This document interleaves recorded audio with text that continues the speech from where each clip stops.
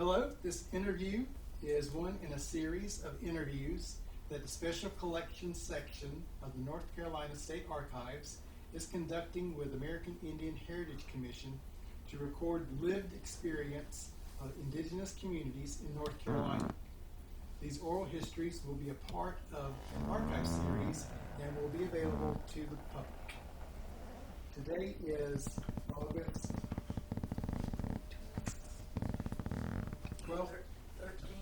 August 13th, 2024, and it's approximately 1:55 p.m. in the afternoon. This is an interview with, state your name and spell that, please. Proctor? Yeah. Okay. Proctor Locklear Jr.? Yeah. Can you spell that, please?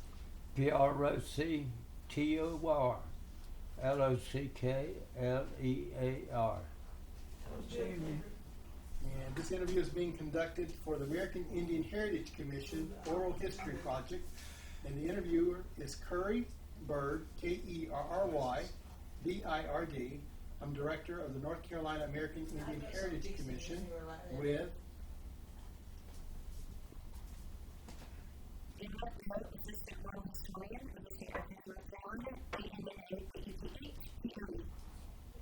this video interview is being conducted in person at the home of Mr. Locklear at 548 Everett Road, Parkland, North Carolina.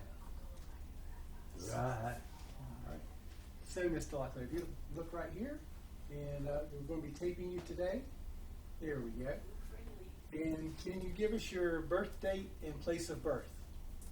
My birth is in Robertson County. My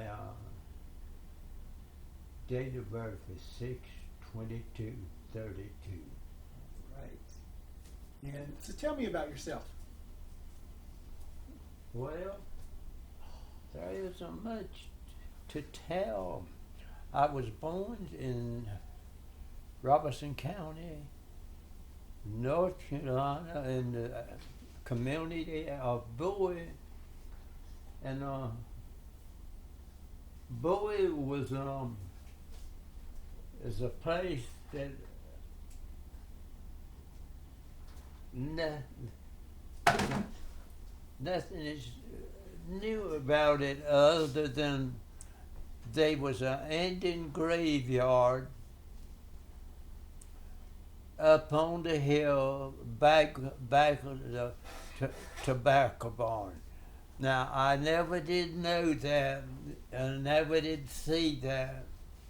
My brother was the one that told me about it. He pointed it out to me, and I always would go by there and remember what my brother said.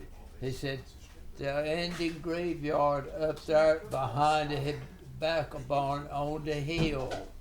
It was on a hill. And I always remember that.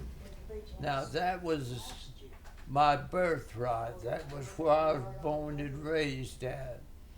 And that is one of the things that I always remembered about my brother telling me there was an Indian graveyard.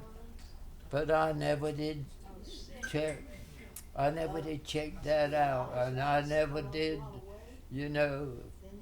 fool to find out about it, other than the fact that he always told me the story that there's an Indian graveyard up there behind that tobacco barn.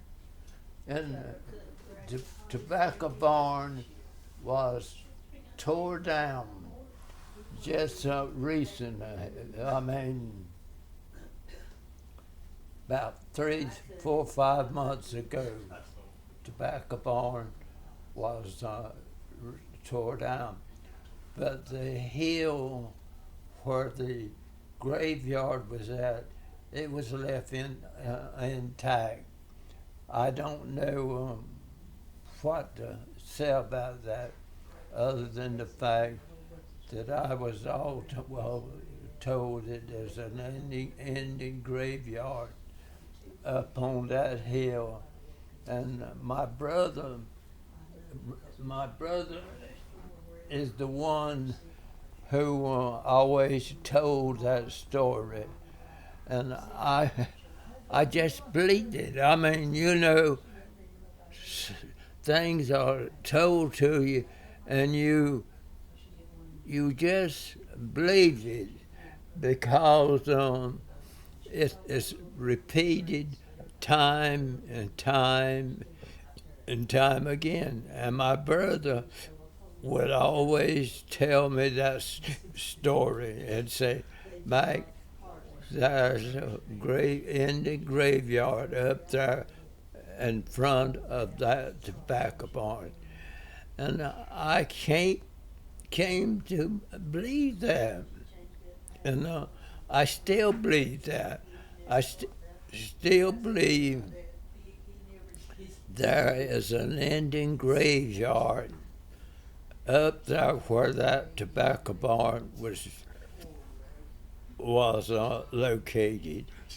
And I always wanted someone who genealogy went, that went and dug down and find out if that was really true. But Adolf Dahl found a Indian graveyard was located down in Pembroke or out of Red Springs. Well, when Adolf found that graveyard, discussed that graveyard, and started digging, I had already dug around in the graveyard, and it was true. It was an Indian graveyard located in the area that Adolf Dahl found, said, this is an Indian graveyard. But I had found that years ago. I went in and dug in that area for the proof that there was an Indian graveyard located in that particular place. But when Adolf went there and started digging and probing around, I had dug in it more than one time. But it was an Indian graveyard which Adolf Dahl listed as being an Indian graveyard, and he dug around in it, but never found anything. But now we boys, we're young boys, me and my cousin,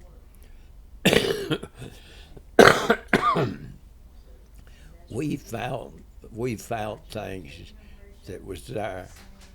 But Adolf was too late getting to the site and finding anything that was any value. But I know that there was an Indian graveyard. I know that I dug in it way before Adolf ever listed it or found it and tried saying, we found this graveyard. But we boys, me and my brother, cousin, we had been found it. We had been located it. We had been digging around in it before Adolf ever found that graveyard. That's it. I mean, other than the fact that the graveyard, I knew that it existed. I've always felt that my brother didn't tell me a story. because he said, Mag, the Indian graveyard, and he found things. He found things that was Native Americans, but no one has been there to dig and probe in the area. So I don't know if it's an Indian graveyard or not. I do know there was a clay, clay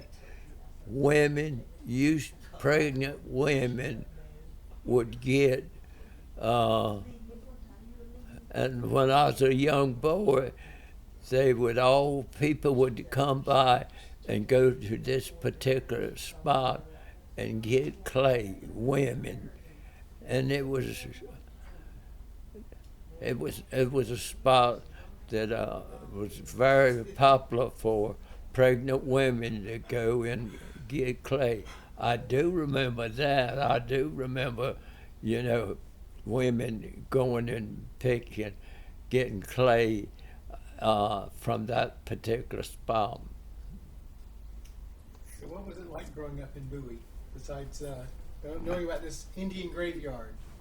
I said, what was it like growing up in Bowie, besides this Indian graveyard? In the Indian graveyard, all I ever did was walk around in it.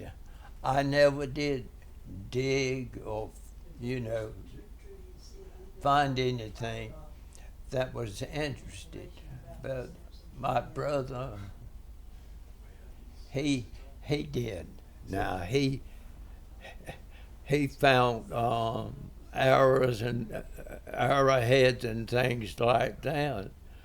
But now I never did to go in there and dig in there and probe around in the graveyard site like he did. Now he could tell you a different story, but I know he told me about that. But the site at Red Springs, I knew about that site. I dug in that site. So Adolph was about 20 years late getting to that site and probing in it.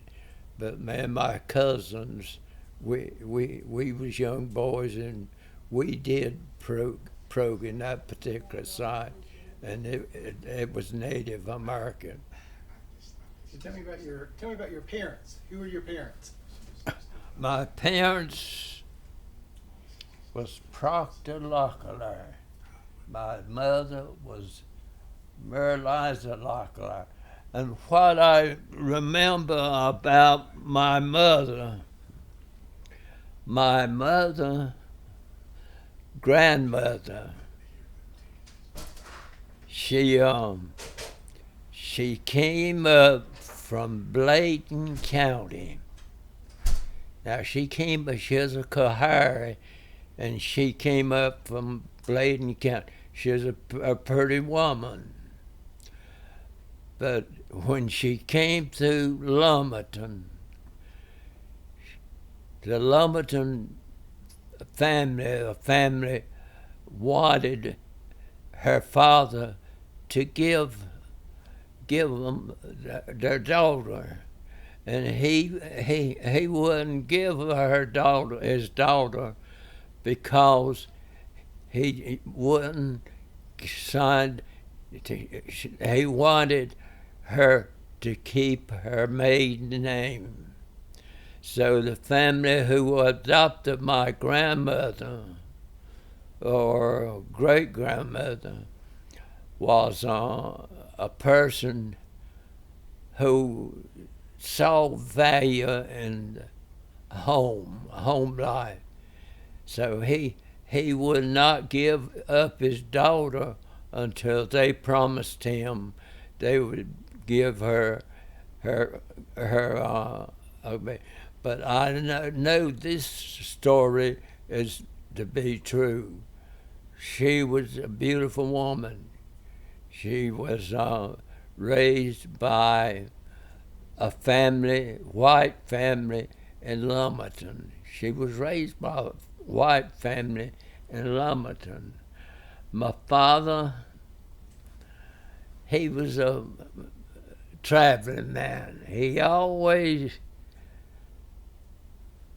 traveled. I mean, as a young boy, he was withered. In other words, his mother passed away when he was a small boy. And he just run the country. Now, he could tell me stories. Now, he told me stories about being in Hope County before Hope County was ever a county. In other words, he could say, Mac, he said, now, as a boy, I cut straw to feed a boiler for him to bale, hay and straw and stuff. He said, I did that over there in that field. He was young, but he's very, very talkative about the things that he done. He told me about the time, he said, I went down in Georgia. He said, I cut cross ties.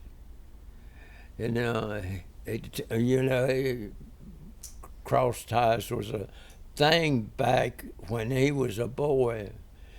And he told me about going down and cutting cross ties. And he told me about the story about a boss man, white man, that wanted to keep him. He said that man was going to keep me. He weren't going to let me come back home. He said, but I fooled him. He said, I left at night, and when daybreak broke, I was well on the way back home to North Carolina. But things like that, they was doing a genealogy. Carter, John L. Carter's boy was doing a genealogy. And he came up to me.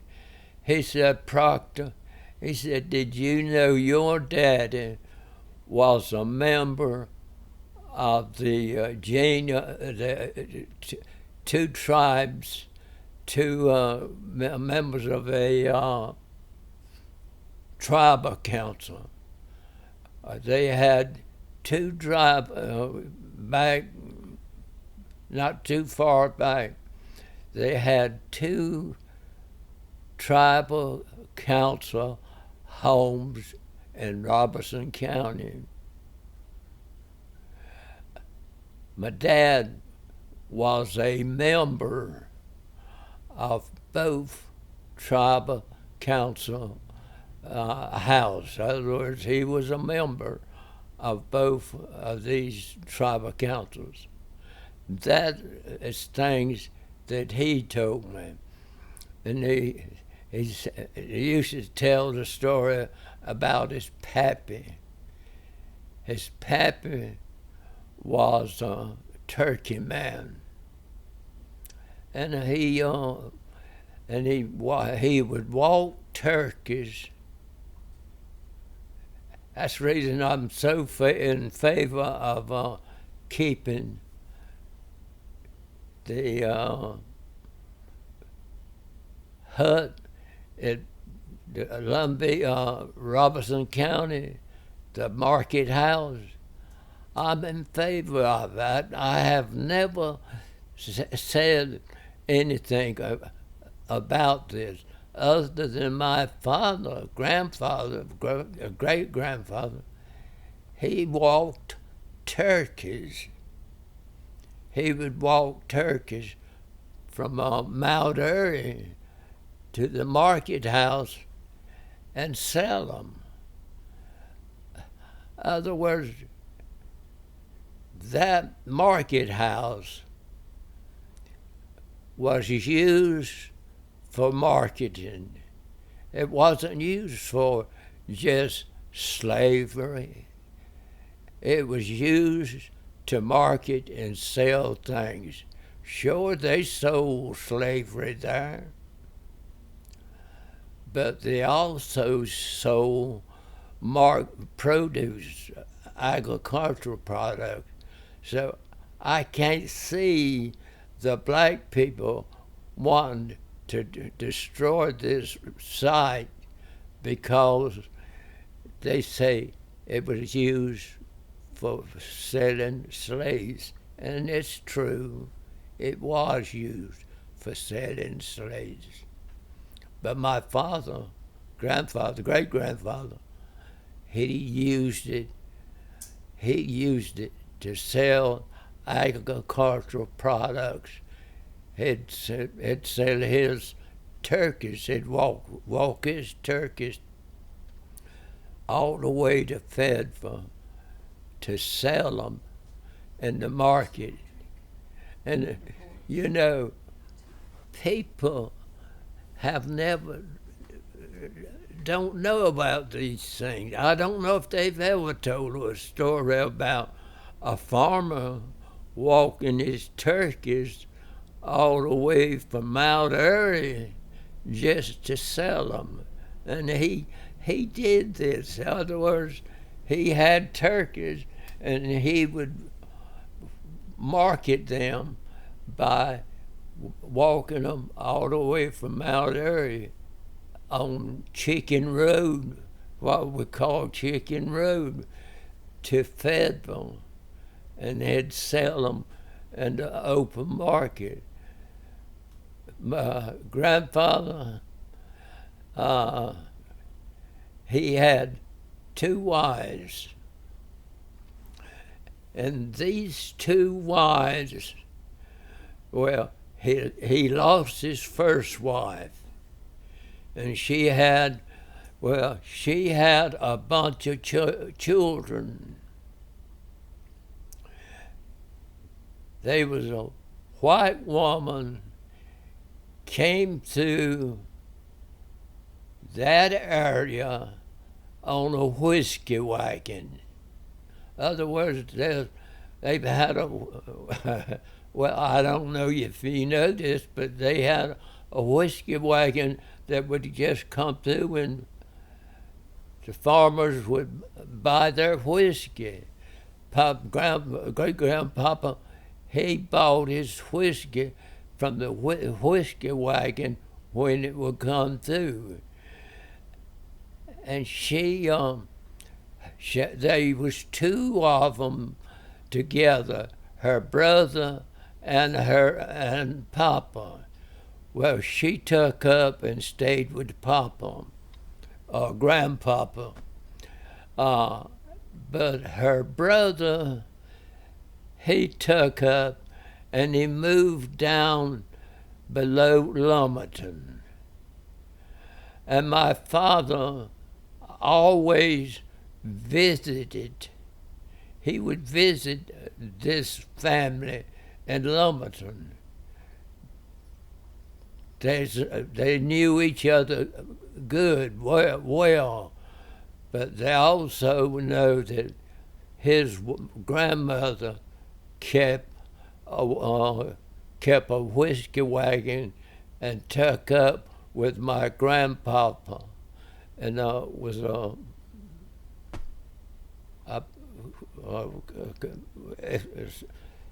woman that was wanted to stay with my papa. That's all I ever knew about her, is that she stayed with my grandpapa. She took up with him, as a woman. So that is basic what history I can tell about my papa. He was a man who liked to travel. Now he told me, he said, Mike, I got on a bicycle here at Dundalk, and he said, when the train whistle blowed for Almy, in other words, the train, you get on the train at Dundalk, you ride the Raven and ride around, and you get off at the train stop at Almy over at Prospect. And he said, when that train blew its whistle for the stop at this place, he said, I was close enough to hear the whistle blow. And that's one of the things he told me about his life as a brother. Oh, he told me about running a steam jenny. I guess you know what that is. A steam jenny. They would run a steam jenny, and he would fire the boiler. He was a boiler man. He'd fire that boiler and keep it running while it was thrashing, the crop or the seed. And Papa was that type of man. He was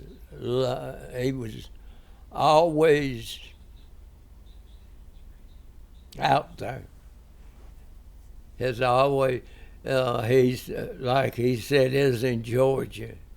He went to Georgia more than one time, but he went there. He's known to be in Georgia doing custom work, cutting trees ties. And Papa, this white man had Papa cutting cross ties, and he told me he weren't as his boy. He weren't going back to Georgia or coming back to North Carolina.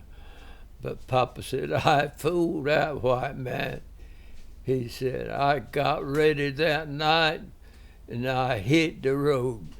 And he said, I never slowed up. But you see, a lot of them don't talk about going down into Georgia.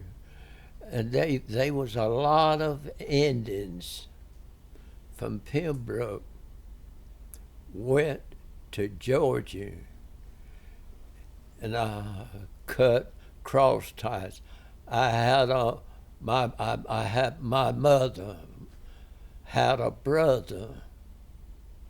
He went to Georgia. He cut cross ties while he was down there. He cut cross ties and bought a farm while he was doing that work down in Georgia.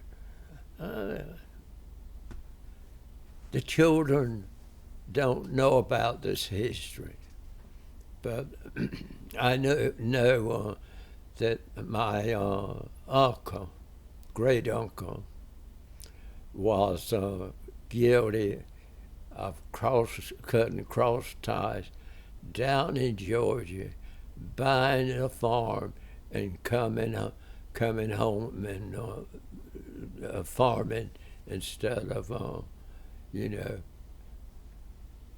He was that type of a man. My grandmother's father, brother, and she had an education.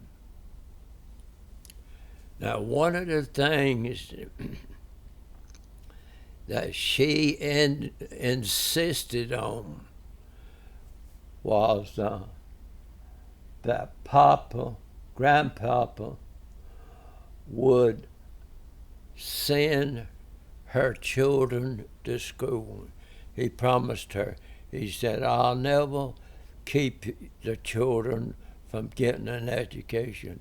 So all Mama's brothers and sisters had an education.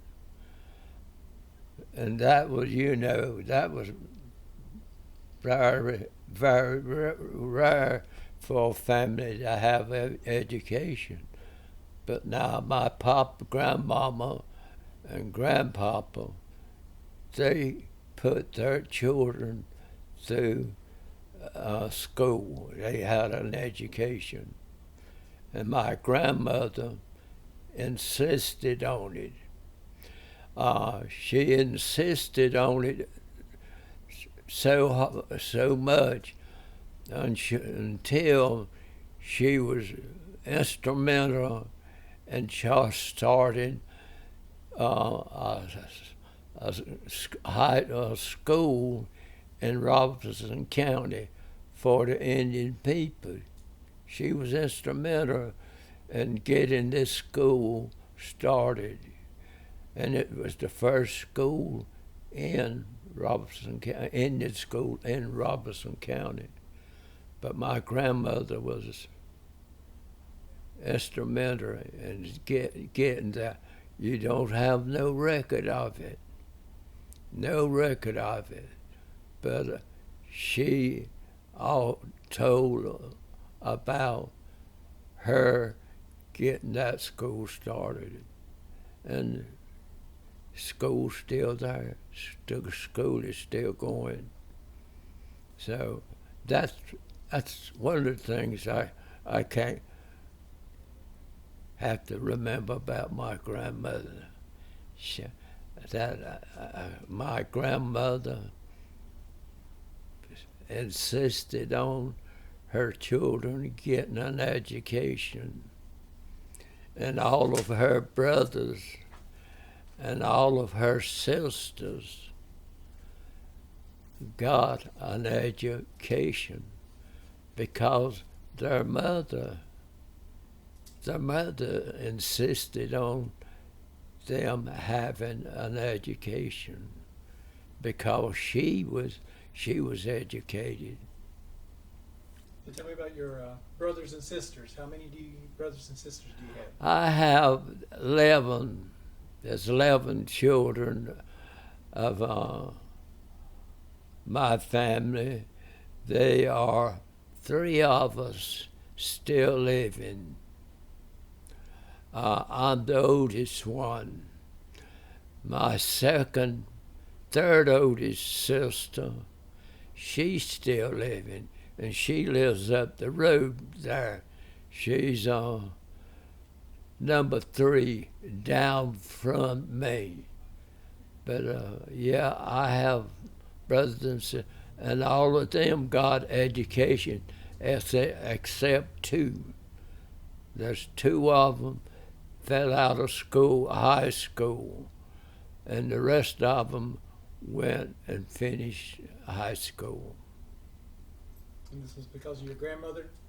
Uh-huh. This is because your grandmother was adamant about everybody getting an education? Yeah, they got an education. 3 of us went to college. I went to college. I went to Pembroke, and then I transferred from Pembroke to NC State. And so the grandchildren, or Becky tells me that they have a plaque at NC State that states I was the first Indian to complete high school or complete college from NC State. So I don't talk about it. I'll talk about it more, other than the fact a few of the boys, few graduates knew about me finishing school, knew about me being the first Indian to finish college at Pembroke at NC State. Now, where did you graduate high school from? I finished high school at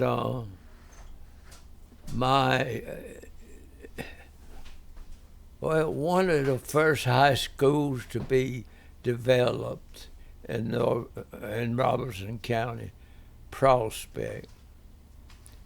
One of the first high schools to be developed. It was the Moors come there and set up a school and started it out. I went to school there. My mother went to school there because the community that she lived in, they went to school, the Prospect. They was prospectors. They'll tell you today, go into Prospect. I say, you going to my people, you're going among my people. And you know, they say the first doctor that we had among the Lumbees was Dr. Locklear.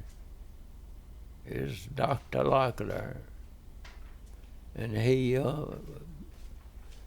died as a young man, but he was known as a doctor. He got his doctor's degree from Pembroke School, and while he was going to school as a boy at Pembroke. In other words,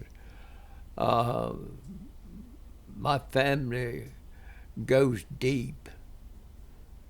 When we go to Prospect, the Locklears, they go deep. They go deep. You don't. They wasn't a Holly Floyd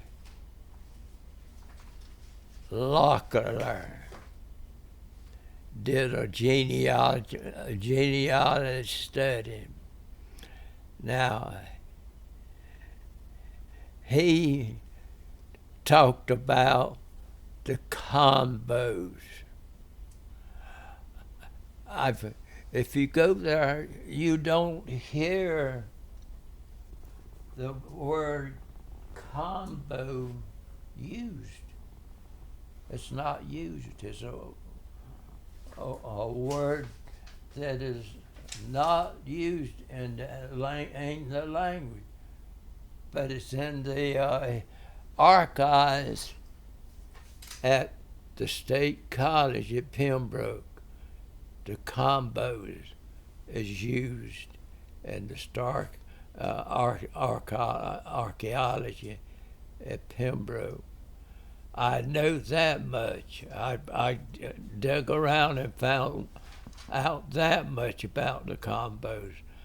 But I knew that the combos was people that come to Pembroke. They was Pembroke, and they are since they have been did away with. But you know, I think about the combos, I think about the Locklears. All of them was interrelated in the Prospect community. But the combo has disappeared. I wanted to get with Holly Floyd and find out what he dug up on the combos, but I've never done that. But they were a lot of combos. The combos disappeared, but and they don't talk about it. They don't. You don't get them to talk about the combos, but yet they did exist, and there was an active tribe of them in Pembroke, in the Pembroke area. So let's get back to Things like that makes you wonder about it. Wait a minute. Who was the combos? You don't hear them talk about them, but yet they existed, and that's very strong. So let's get back to when you were growing up, when you were a kid. Huh? I said, let's get back to when you were growing up as a kid. What was that like when you were younger? As a What did you do for kid, fun? I was a farmer. My dad was a farmer. We grew up as dirt farmers, and was all proud. Now, don't get me wrong. We was a proud family. And I grew up at Bowie. I grew up 1 year on Bluebell's farm. We moved to Red Springs, and we moved down to Prospect. We spent 5 years there. Then we moved from there to the farm over at the Bowie farm over on Red Springs Road. As you go out of Red Springs and you come up the hill on the swamp, Richland Swamp, we lived in an old farmhouse on the right-hand side, and we stayed there until 52. And Papa moved away from there in 52 up to Renard. But it is always a dirt farmer. We grew up as dirt farmers. But we should, I think back, and I don't know why my dad never did own a farm. I mean, we made good crops. Good crops. And we children was good cotton pickers. In other words, when you went to the field, you went there to pick cotton, and we picked cotton. But my dad never did buy a farm until 52. He bought a farm in 52. He went up there above, right here. He came right here in 52 and bought this farm. And this is the farm that he worked. We worked and bought this farm right here. He had over 100 and some acres in it, but it was the farm that he bought and worked. That was 52. That was 1952 when he bought this farm, and we started working it. So that's about it. So what was it like when you went shopping or out to a restaurant? Do you have any memories of that? Where did we go shopping? Mm-hmm. Red Springs. I remember the bad days about Red Springs. You know, they talk about Red Springs. Well, Red Springs, it had its weakness and strengths. I tell them about the time I walked in the grocery store and tried to get a Coke, and they wouldn't sell it to me.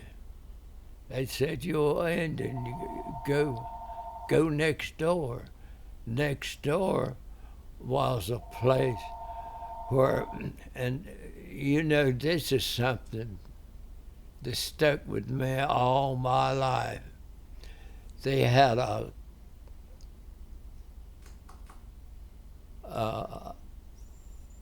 hut outside, a tin hut, and it was had a stove in the back,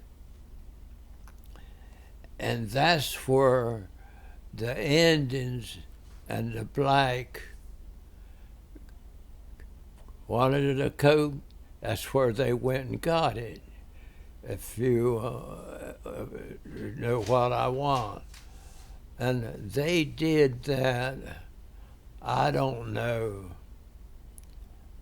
up until I went in service in 52. When I went in service in 52, they were still had that place open for Indians to get their refreshments, or if you wanted a drink, that's where you went and got it. There's no other place for you to get it, because that was it. But that, I don't know, that changed in the 70s. That changed. The Red Springs began to, Red Springs has failed.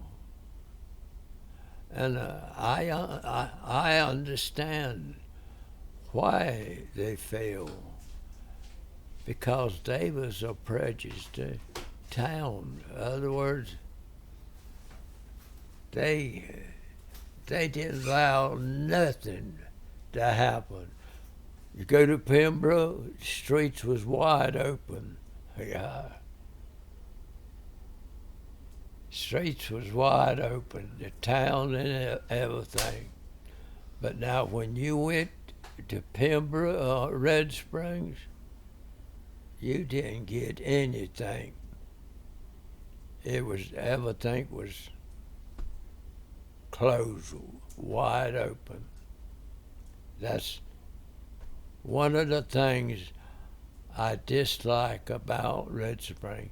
I don't shop there. I don't shop there because of the fact that they was so prejudiced. Now, Lumberton, I went to Lumberton and I went back and forth. But I could not do anything in Red Springs. It was closed. It was completely closed off. And So that's comparison. I never did go to Rayford. I never was one to go to Rayford. I wonder about it. I wondered about it. Was it close in like Red Springs? But I do know Red Springs, they didn't allow an Indian a chance. An Indian, he was nothing. If he went there, got a drink, you went around where they sold drinks to black and Indian alike. Now, you mentioned you had joined the military, and you mentioned you went to state. Which did you do first? I went military. I went when I finished high school. The first thing I did is I went and joined the Navy. I went and joined the Navy and was stationed on LST for most of this time. But I went to join the Navy, and the Navy was different. In other words, you had boot camp and everybody was together. But now, I enjoyed the Navy. I pulled 2 years in LST and was served in Hawaii or served in Japan. I served in Japan when I was in the Navy. Then I got a change.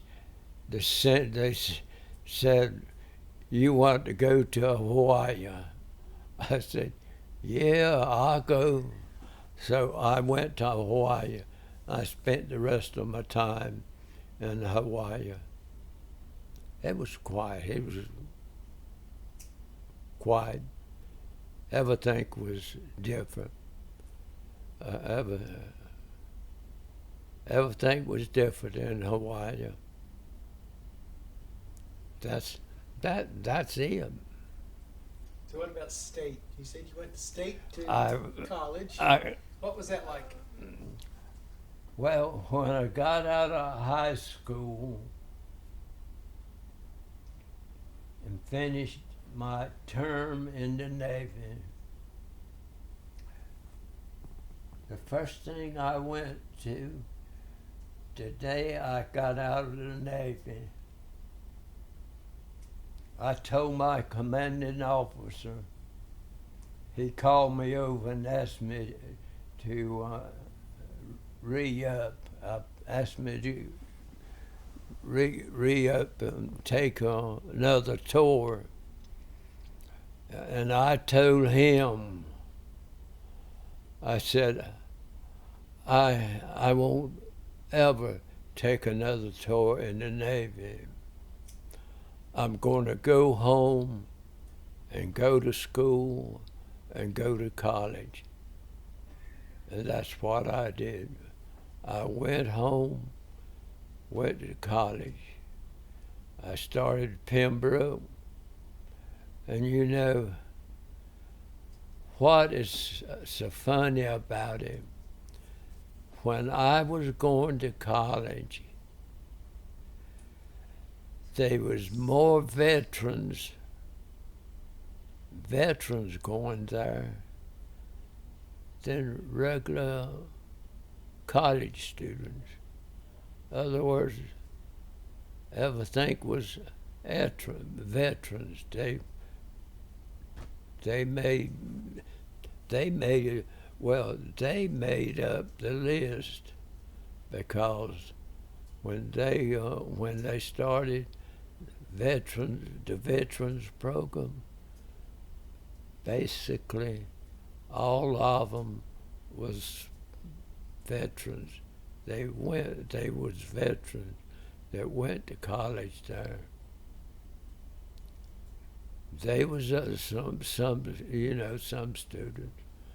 but most of the boys that went to school with me at Pembroke was veterans.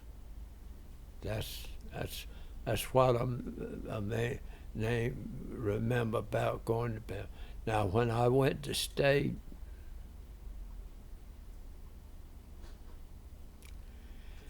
that was a different story. I went for state. I went there and I had to study. And I studied. I worked hard. I worked hard to get my degree from the state. But I succeeded. State was a different school. State gave you an opportunity. You made it or you didn't make it. That was it. The opportunity was yours to go there and study and make it, or not study and go home. So I hit the books and I never let up. That was state. State was tough. State was tough. Was it difficult getting in as an Indian student? You know, I don't remember. I don't remember any problem of getting in. I had one instant with a football player referring to me as a Lumbee Indian. He was a football player, and he referred to me as a Lumbee Indian, and I moved away from him. He was audacious, but my relationship with him was zero. I didn't have anything else to do with him. I stayed away from him. The rest of the boys treated me like I was human.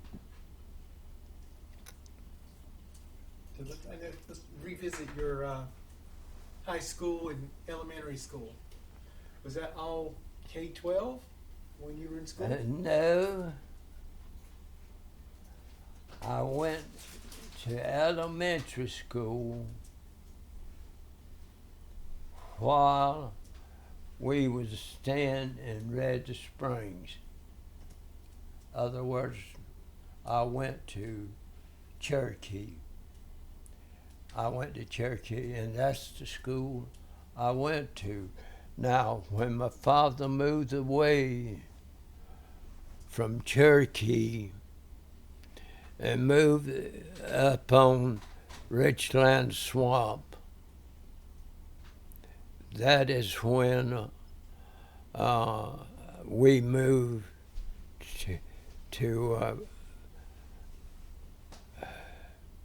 had to move away to high school.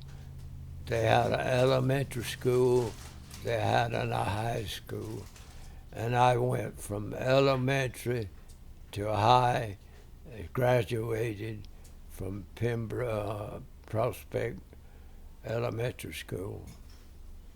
Did you have a favorite teacher?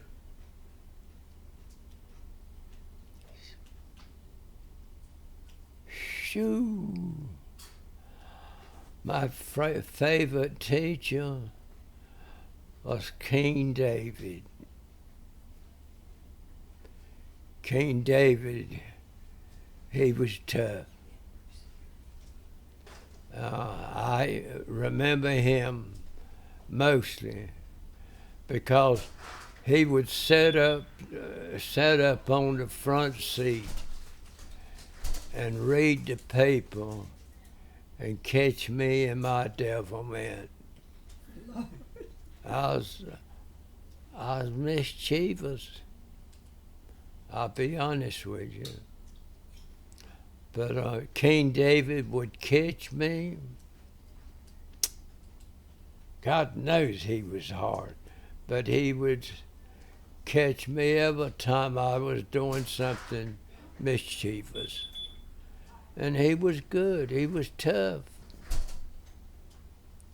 Did you have a favorite subject? Huh? Did you have a favorite subject? Yeah, he was my favorite teacher. I went to him. I enjoyed him. I went to him 1 year. Second year, I went to another teacher. The only teacher I really hog or feel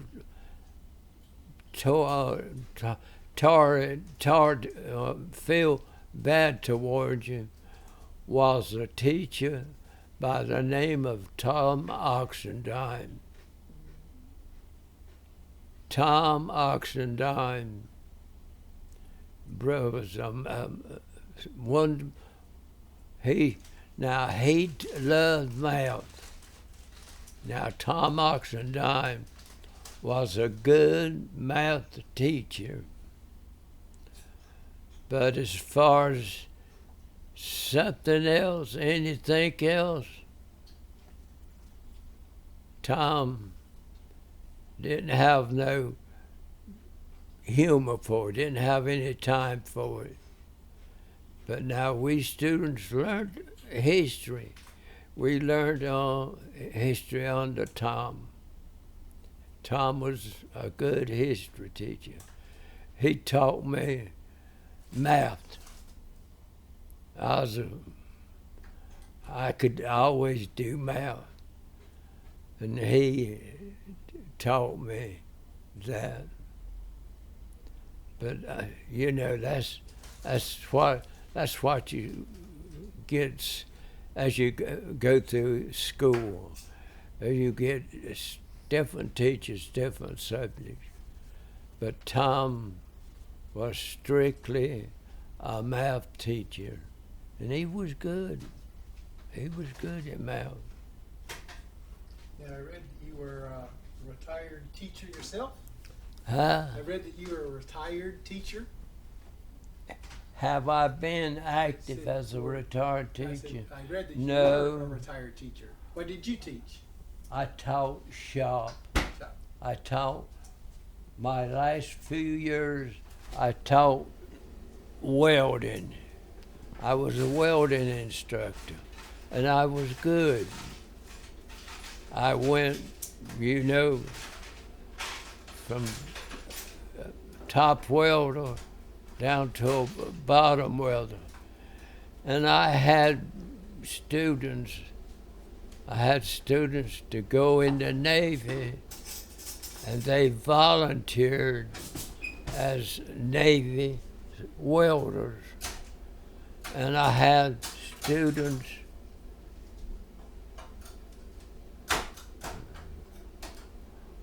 students that never went to welding school. I had this one little boy I'm thinking of. He would come to my class every morning. Oh, he was my class. He didn't cut him. But any other teachers, he was out and gone. He just would not attend these other teachers' class. But now he'd attend mine, and you know what he was doing? He's getting ready to go in business for himself. He went in business for himself. He went in a business for himself as a welder. I run up with him, "Boy, what you doing?" He said, "Mr. P, I'm welding." That was it. He wanted one thing. He wanted to learn to weld. I taught him. I taught him everything he knew. I had another boy. He was a welder. He walked on. They was school teacher. He would come through, and he left from the high school as a welder. He went, and they took him in as a first-class welder at a welding joint in Fairmount. In other words, he was a welder. That's what he wanted to do, and that's what he did. He went to the school for welding. He went to high school. He walked in a shop. He asked the man for a job. The man looked at him. He said, "Can you weld?" He said, "Yeah, I can weld." He said, gave him an electrode and said, "Show me." The boy took that arc and struck an arc and went to welding. The man hired him right there. And as far as I know, he's still working for the same company. The same company has still got him hard as a welder. He learned welding. He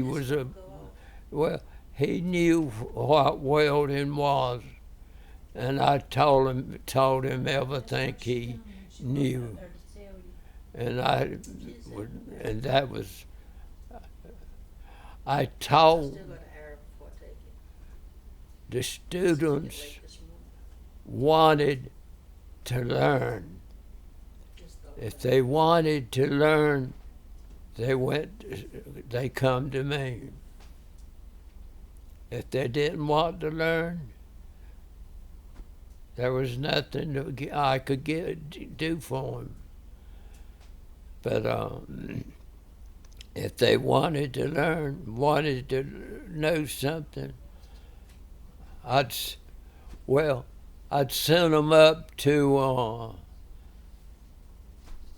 up to southern, up to college up here in Fayetteville. And the teacher, he told me when they was talking, he said, "Proctor," he said, "2 schools I get the students from." He said, "They know what to do." He said, "You come out of Haley Branch." He said, you knew what you was doing. You come out of Hope County, you knew what you was doing, because we taught the basics. Now, we didn't try to teach the common thing. We taught basic welding. And when they left there, they was qualified to be a welder. They could weld. Now that is one thing that you could bet on. Them boys could weld. And I taught them to weld. So let's transition from there to you and your wife and family. So what's your my wife's wife name? family. Yeah, your wife and your family, your kids. Oh, my wife's family. No, your wife Wait. and your kids. They went to school. They got an education. In other words, all of them went to school. They got an education. And how many kids do you have? 5, 6, 11. Papa, how many children do we have? Mama had 11 Us. children. How many kids do we How have? many children do I have? Yes, sir. I have 3. 3. 11. And, well, they're all in school. Tawana Benita is a registered nurse, a head nurse. She was the head nurse. Tawana, she's what is Tawana? She works with Beasley. She works as she works as an intern for a firm, and she's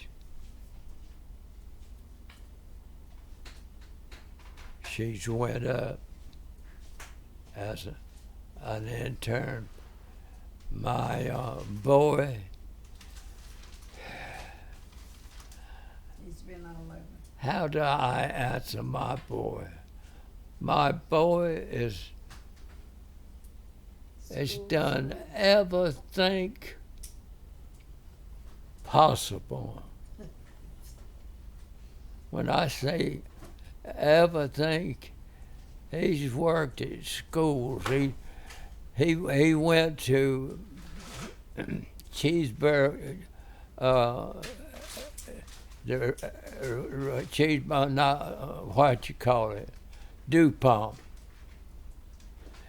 You know, he went out there and they hired him. It's good. They hired him. He come home, he looked at me, he said, "Daddy," he said, "I don't like that job." I told him, I said, "If you don't like it, then I wouldn't do it." I mean, I told him that's how blank I put it. You don't like it, you don't work a job that you don't like. So he went from that job to that job to that job. And he was good. He'd go in, they'd take him, and he'd bust his butt, make good grade, bill, first class, shop foreman. He just made. And the last job he got it in the, he got it where I bet. Tish. Jerris. What was Patrick's last job?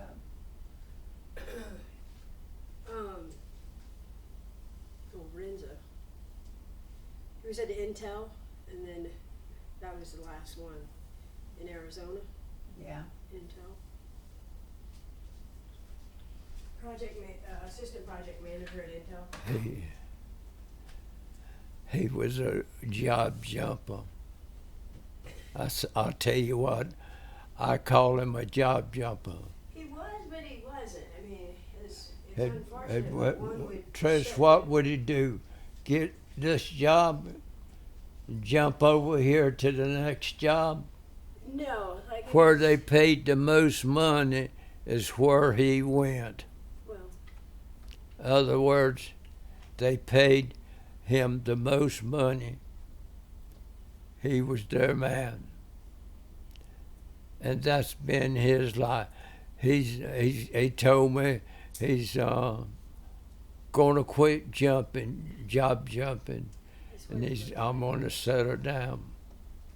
Other words, he's finally made up his mind to settle down, and he's had jobs. He's had jobs. All I can say for him is that boy's had jobs. Jobs. He's had jobs, and he's worked many a good job. Many a good job. But he's quieting down the last couple of jobs. He's been quiet. He's but he's been always a job jumper. I knows he'd get a job. If he didn't like it, he left it. And he never was out of a job. I mean,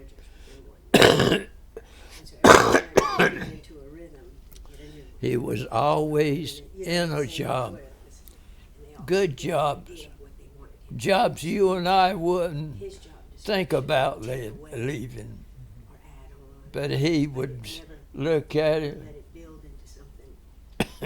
move on to another job. That was him.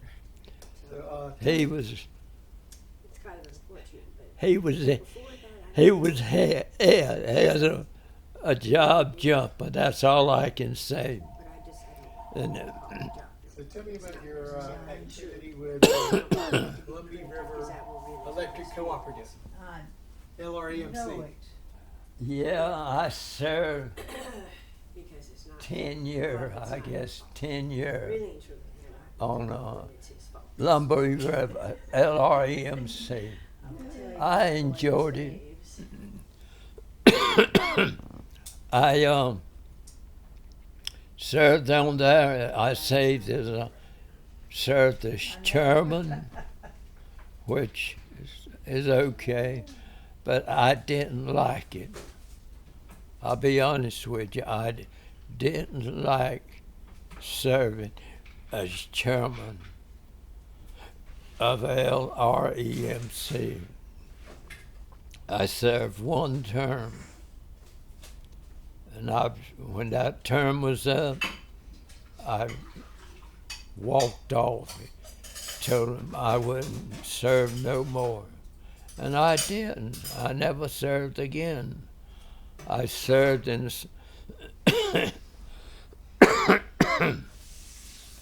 several positions, but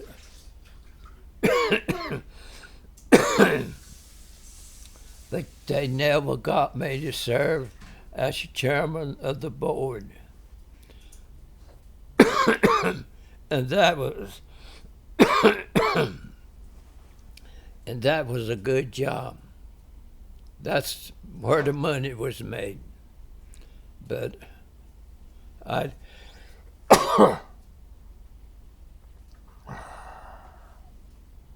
That's what I'd like to be chairman.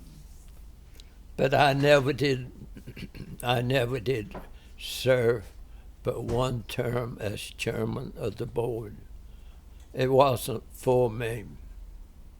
And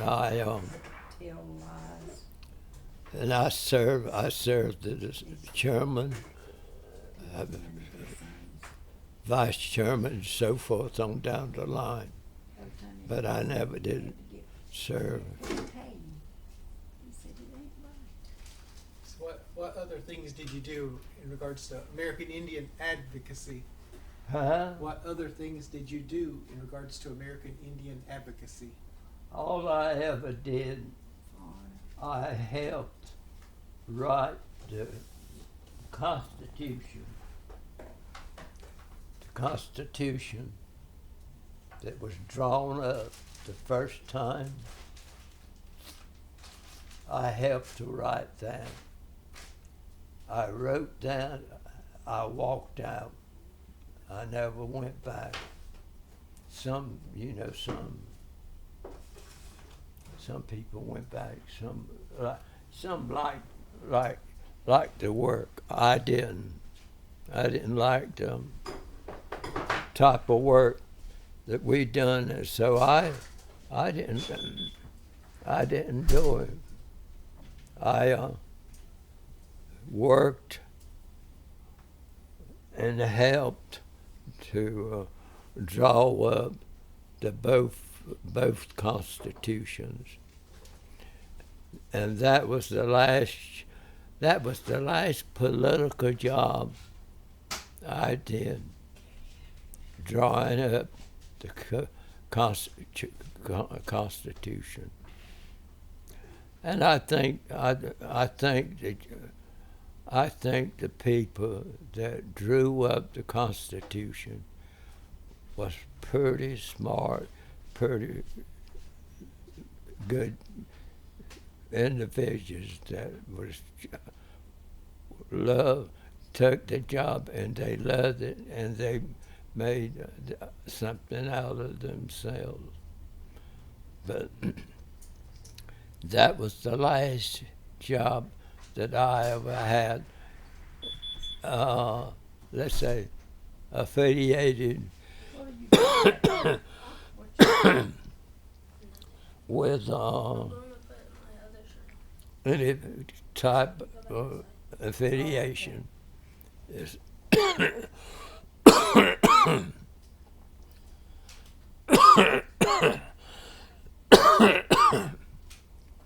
do you have any mentors? Do you have any mentors?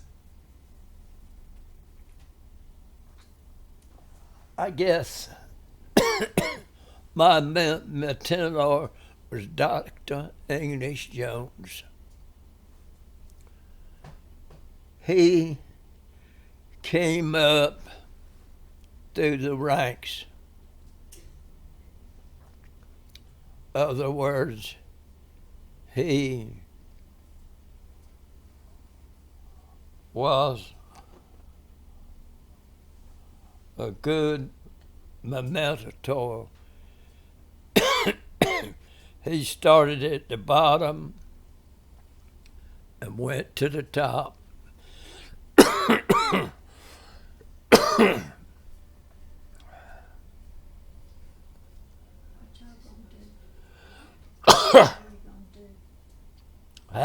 No.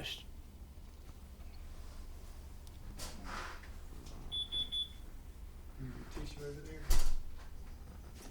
Side table. These Kleenexes.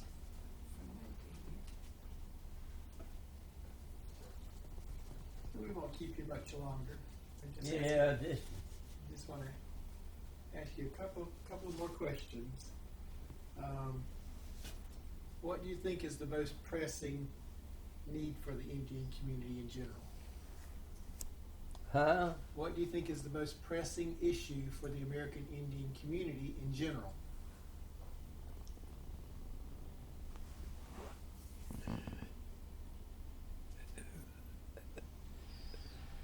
Getting national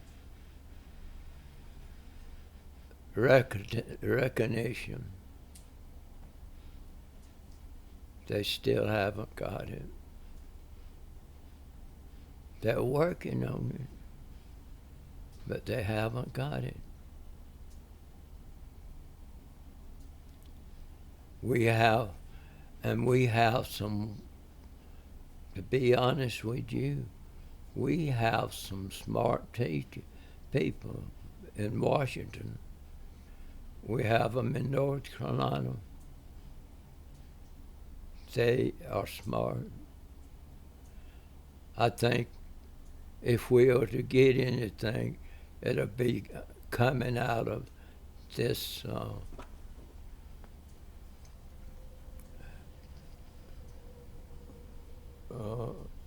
be coming out of this group of people.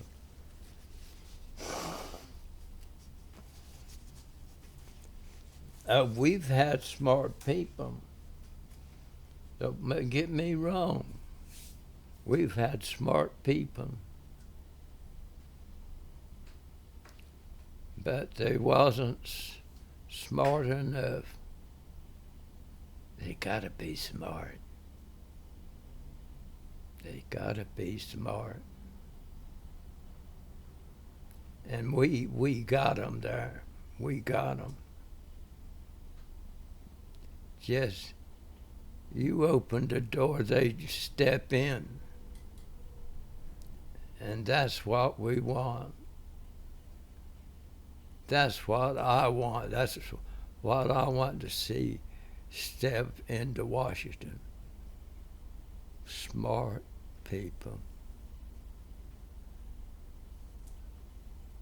So what are you most proud of? Huh? What are you most proud of? Your biggest achievement? High school, college. That's your biggest achievement? Yeah. That's my biggest achievement. I know. It was my hardest achievement. So it was my biggest achievement.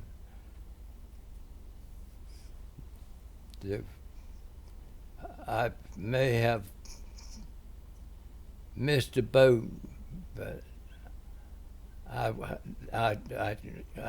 done my best.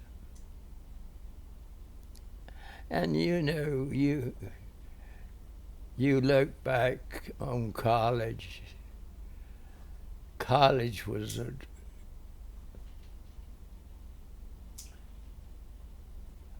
a example, just to move forward. You're an example. You're moving forward. You're planning. You're planning for the future. You're doing things for the future. I think that's it. Work for the future. The young ones out there. These young ones they're not sitting back and saying no. They're moving forward. And as long as they're moving forward, that's my person to have in office. I want him to move forward.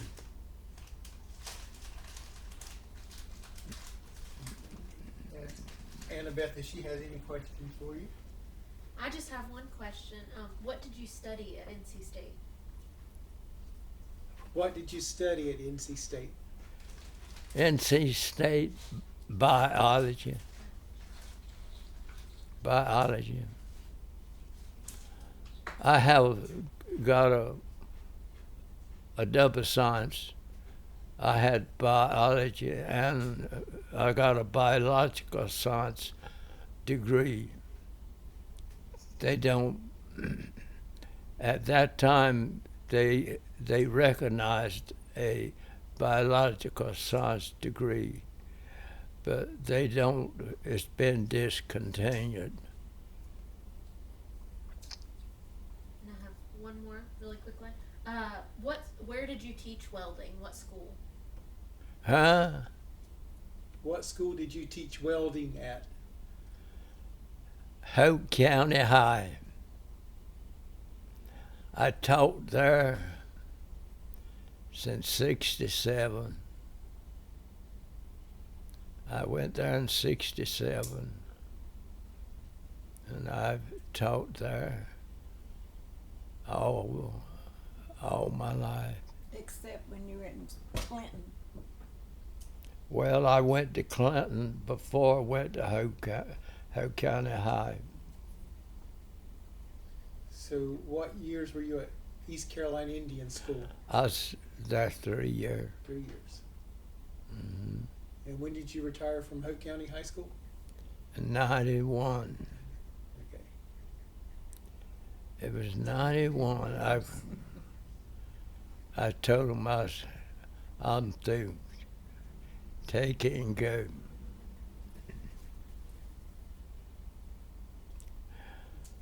But it was a good life. Is there anything else you would like to say in regards to this oral history interview? No, if I had anything to say, it would be about my dad. My dad.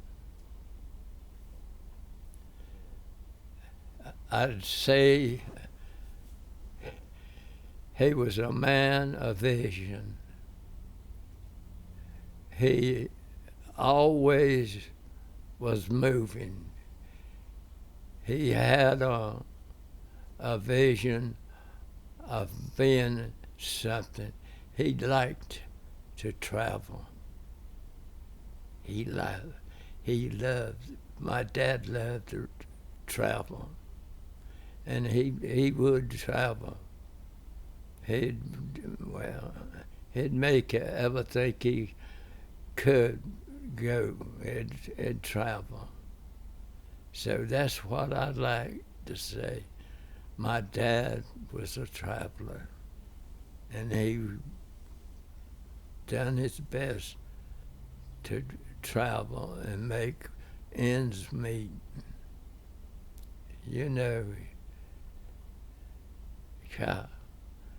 he was a traveling man, and he never looked back. I think about, the jobs that he did when I was up here in Hope County working on the farm. It just worked. It did harm. It's just a man that people would hire to work because he's good. He's good at it. And that's what I like to think. That's what I'd like to think of myself about. A man of traveling. You and Mom. God. But I haven't did it, and I haven't done it like I should have.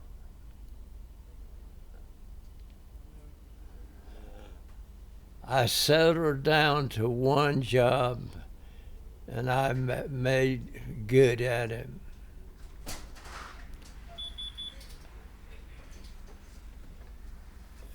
That's it. Well, thank you very much. We appreciated your time today. Thank you.